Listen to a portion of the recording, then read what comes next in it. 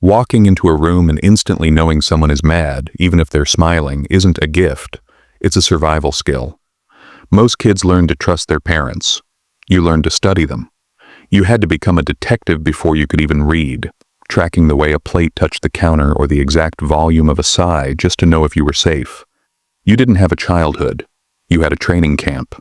And now, you're walking around with abilities that make you feel like an alien. The first thing you'll notice is that you're a professional mind reader.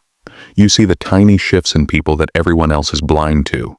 You spot a fake person or a liar from a mile away because you were raised by a master of manipulation.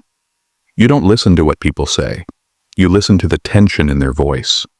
It's a superpower that keeps you from getting burned, but it's also why your brain never shuts off. You're always scanning for bad vibes even when you're supposed to be relaxing. You can't just have fun because you're too busy noticing everyone's hidden energy. Then there's the shapeshifter habit. You have a different version of yourself for every person you meet.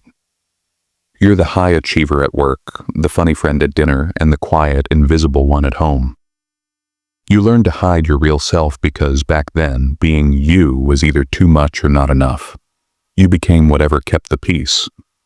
Now, you're amazing at fitting in anywhere, but it leaves you feeling empty, like you're playing a character and forgot who the actor is. This leads to a constant need to be useful. You probably feel a weird spike of guilt the second you sit down to relax. In your house, rest was lazy, and love was something you had to earn by being perfect.